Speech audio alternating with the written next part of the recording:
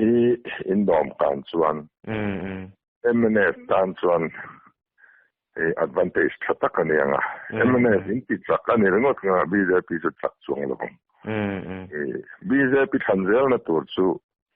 MNF chak po le ating tia nga in than in lai don ani ka tia chan chuan ni chu freedom fighter ani ti ve mia wa Mizoram om chung chuan MNF hi aral thailo BJP an lu don lo film na thailo chu wang chuan in MNF wan chak po le BJP tan Mizoram than na har sang chu wang chuan in tu na hian ke ni hi chu kan han thok tang pho tanga so kar te kan han siam howanga central blessing men development chak takin kan han thok nga chuan a BJP ang po hian mi pui thinlung a min hun a om mai don ani chu chuin ka thiam ngai step khat kan va phot anga a step da a la lawang chu ke ni a chung ko om ti kha ka sil da ni mo iwa han ti thai khabi point kha poimok til tu ka ke achan chu I MNF ka soi to khulai delia po khanin we khat kan juk kal khanin MNF kan thopu ani chuan party feeling an lana nam feeling an lana sia tu na ri chuanin engeni kanla soi zoi theri don lo tin andil ru hi an how to pa ber pu zawra ma in shet ang deuh ani a chimlama kan oman ti chum marlama sele dual mai ti khati angril ru kha an la phuda wangin tu na ri chuanin ZNP hianin tam takin side min pe in ria tu na hianin ZDF in an thop le chia ZDF atanin kausan ni ran thop le anga hi chu chansi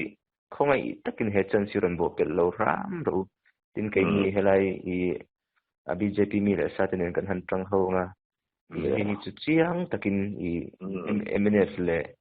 Congress of Benan chuanin athavia wanga tin amit cha hian lo ngei khop me mo ajay jamal ji akharin soi chiang khop maya politically tak po revenge lak nan khanin achai vel ni hian ka hria mo ituna SEDP vel chungchang ko alo soi mu zau thina be se hi lo pe zau thina amaro chu ade kol vel mai ati chat me ajay jamal ji po hian mo engle khole pathian zara nia isoi tong khan central blessing kan zawra ma hin engemo development hiran omve to te se tro chu ngai eni ang missing claim ram te bok te chu an tam te chon arlo lutuk mo zawra min choi kan hi poisa tam hai lo ani tan an ne lutuk mo amaro chu step na hian leader tha hian zonga hi BJP ro puinania leader saklo corrupt isu andu lo wani chu pura ko hendu lo na san pakhat ni ka sia mo te to pana thoka adam mi pui chong soi kang thei tu hi leader ki andu ni ka sia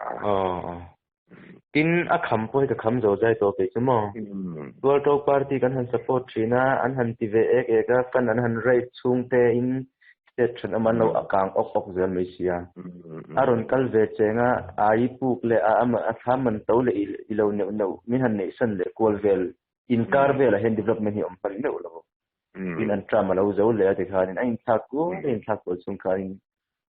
helai to party blazing hi chu kan kham me lo ni adikalam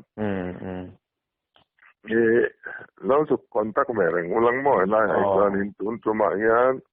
na hong ta ti ro ho tha akha lang ni chuanin party khatin nia be pop thei renga Mizoram issue lian ber political issue lian ber chu non congress non MNF government siamani tata